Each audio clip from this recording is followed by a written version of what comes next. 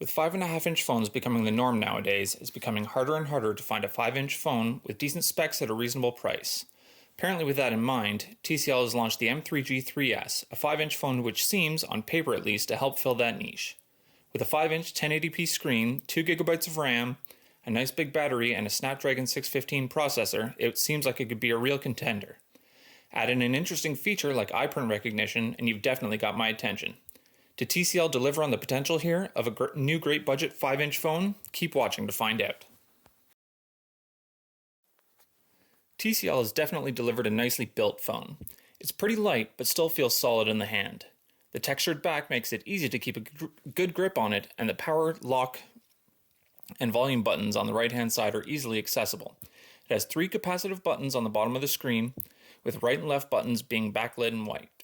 The silver capacitive home button does not light up. I found it a little bit frustrating at first that the back button's on the left-hand side, as I'm used to it being on the right with every other phone I've used over the last few years.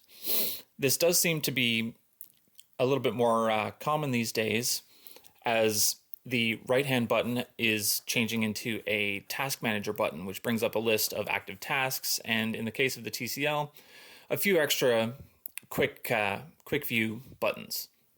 The clock, including upcoming alarms, the estimated amount of battery time, as well as your current mobile data usage stats and shortcuts to launch the calculator app and the flashlight. A long press will serve as the old Android menu button. I wish that TCL had included a way to customize this, as I kind of like having a menu button instead, but such is the way it is, and there's nothing we can do to change it. I never suffered from any fatigue using the phone, as I sometimes do with bigger or heavier phones. It was nice going back to a phone of this size and weight, frankly, after nearly a year of using 5.5-inch phones. It doesn't feel cheap, it has just the right amount of heft to make it feel like they didn't cheap out on materials. The battery cover, when you remove it, is just thin plastic, but once it's attached to the phone, it feels nice and solid. Perfect fit and no give to it. Overall, I was very impressed with the hardware quality. The display on this phone is one place where it really shines, no pun intended. 1080p on a 5-inch screen means that you're looking at 443 ppi, with a reported 95% NTSC color gamut, which I would easily believe, it really impresses. Colors are bright and vivid with excellent color reproduction, though it might be a bit gaudy to some. The screen is extremely bright. I never set brightness higher than about 40%, even in bright sunlight, and never had any issues seeing what I wanted to see. In fact, at night, it was almost a bit too bright, but thankfully TCL includes a night mode, which is just an easy dim setting that lets you switch back and forth between dim and regular brightness without trying to guess what you were set at before. I would have preferred something that actually took some of the blue out of the backlighting, which some other phones do have, but it's still better than nothing. The only thing I did notice is that with polarized sunglasses, I couldn't see the screen at all unless I turned it 90 degrees. I think this is some aspect of the OGS, or one glass solution, used in the display technology. This is a technique used to decrease the thickness of the display by eliminating one of the layers of glass in the display. But aside from that little nitpick, I really have zero complaints about the display in general. It's quite fantastic. The speaker on the M3G is about average. There's only one speaker on the bottom of the phone, even though there's 2 speaker grills. Cover the right grill and sound is muted almost entirely, which I've done a few times accidentally holding the phone in my hand. But at least it's not on the back of the phone, so when you set it down on a soft surface, you'll still get sound output. It's not super loud. When I compare to other high-end phones that I've used in the past, it generally doesn't quite compare, but for a Chinese phone that's under $200, you really can't ask for much more in the way of sound output. It was fine in most environments. I've used it to listen to podcasts in the car when my aux cable broke, and I could hear it just fine even at about 75% volume. Very little distortion on music, even at high volumes, and it's not super bass heavy, but I'm not sure how much you can really expect from a speaker this small. Average, but no complaints. The battery on the M3G is another shining point. I ran standard Mobile Tech Asia battery tests, setting brightness to approximately 200 nits and running both a video playback longevity test and a web browsing test. Both results were fantastic. Looping a 480p video yielded 10.5 hours of playback time, and using Web Reloader to constantly reload an image-heavy website, in this case I used slickdeals.net, over and over via Wi-Fi, lasted for 8.5 hours. In regular day-to-day usage, I was ending the day with about 40% battery left after 16 hours off the charger. most days with about average usage. I'm not much of a power user. That is to say, I had Wi-Fi, GPS, and LTE enabled all day, along with Bluetooth for my jawbone up 2, and about an hour and a half of screen on time. I also had GPS reporting apps like Google tracking my location all day, and obviously this reported a bit more often when you're traveling around. My only real gaming at the moment is Adventure Capitalist, which does seem to suck a lot of battery, but I think that's because it's quite computationally intensive. It's doing a lot of calculations. So that big battery definitely comes in handy, and I was glad to see it included in this phone despite the small screen size.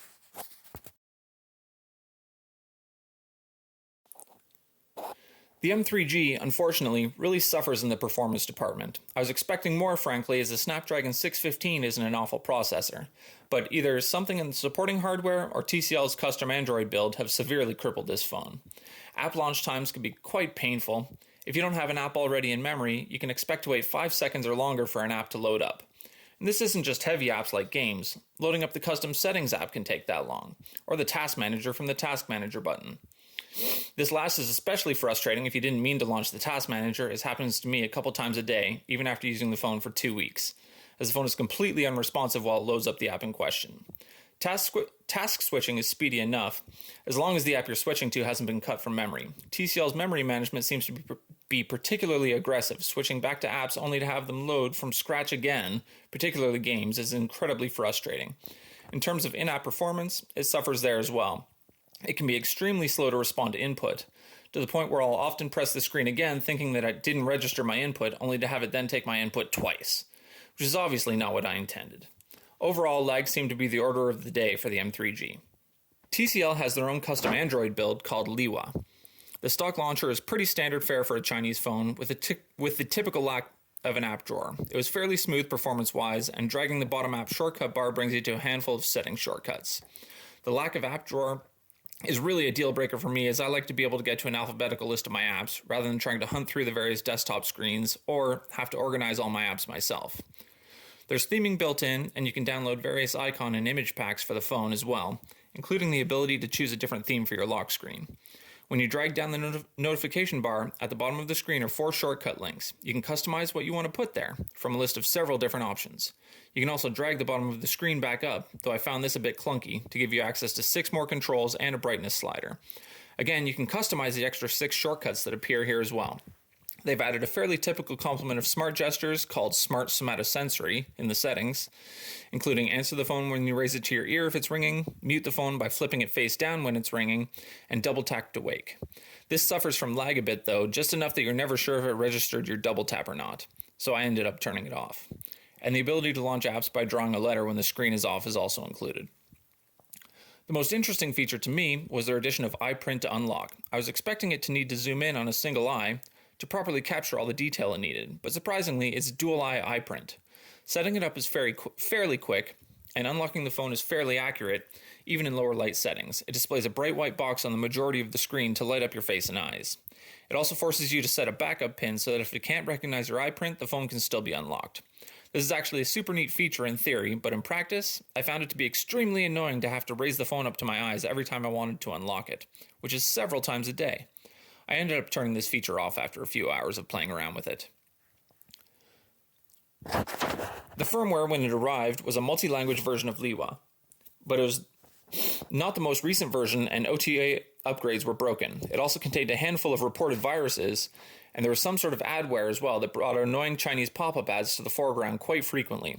I ended up having to reflash the stock TCL firmware and then flashing Google Apps in order to get rid of it, and unfortunately, the stock TCL firmware only supports English and Chinese languages.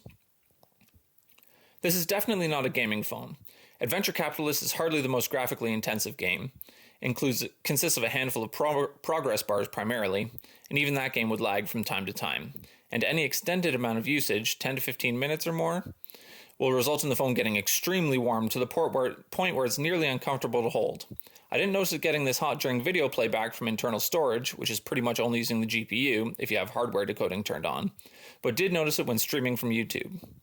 R-Type played smoothly enough, Asphalt 8 was okay, but did suffer from some lag, and frustratingly I couldn't even get CSR Racing to load my save game from the cloud. It would just freeze the app. Even simple casual gaming was a frustrating experience on the M3G. Antutu scores hovered in the 26,000 to 28,000 range.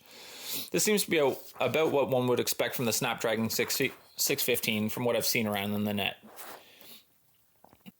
It's a pity, as the performance of the phone really does make it hard to recommend. I'm hoping that it's just an issue with Liwa, and I plan to try some other custom ROMs, there are quite a few available, to see if I can improve performance that way.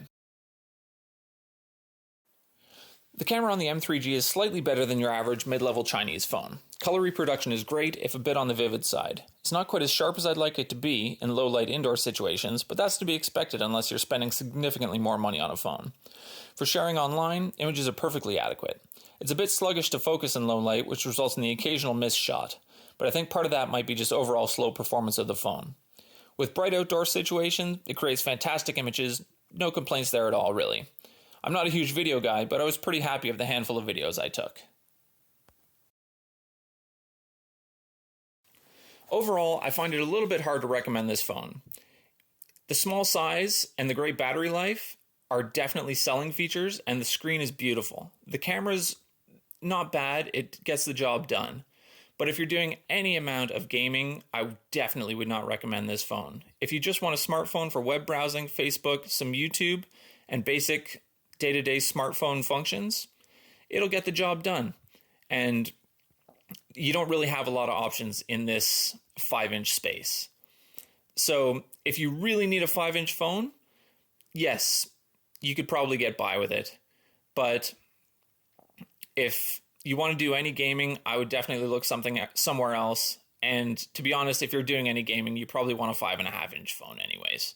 So overall, I give this a B-B, simply because the performance was a little bit lacking and a little bit disappointing considering the specs of the phone and considering the price that you paid for it. In the same price range, you can definitely get much better performance, but with less battery life and by also having to have a bigger screen.